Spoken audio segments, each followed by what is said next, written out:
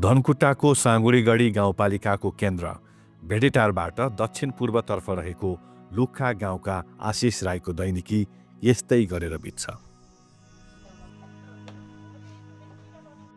22 वर्षीय आशिषको जन्मदेखि नै कम्मर मुनिको भाग चल्दैन। हात पनि भाङ्गिएका छन्। उनी पहिला घिस्रिएर हिँड्थे।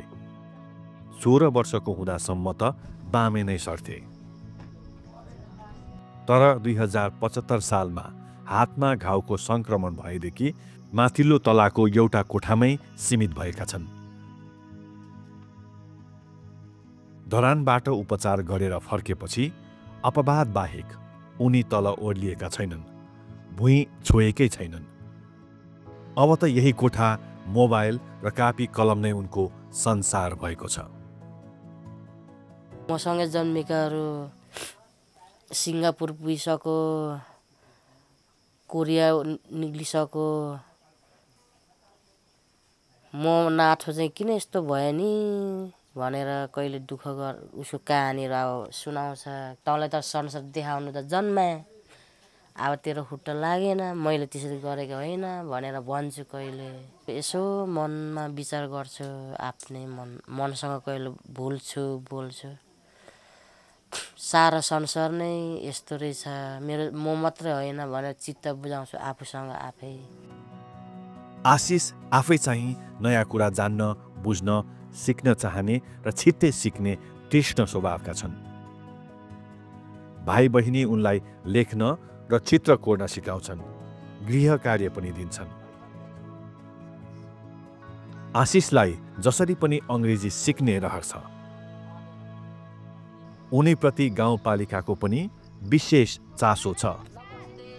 पालिकाका अध्यक्ष, उपाध्यक्ष हालखबर बुझ्न घरैसम्म आउँछन्।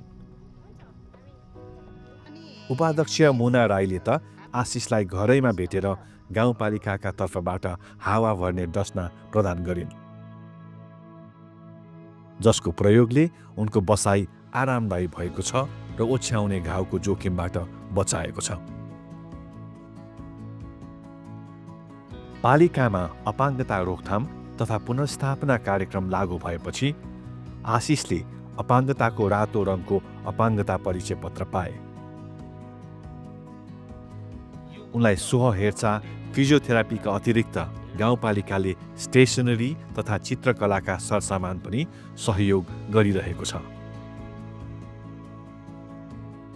कार्यक्रमको सहजीकरणमा डाक्टर उत्तम शर्माको सौजन्यमा आशिषले आइप्याड पनि पाएका छन्। यो सँगै उनको धेरै कुरा सिक्ने बाटो फराकिलो भएको छ। यसै कार्यक्रमबाट उनको परिवारले जीविकोपार्जनका लागि 4वटा बाख्राका पाठा पनि पाएको छ। आशिष र उनको परिवार सहयोग पाएर खुसी छ।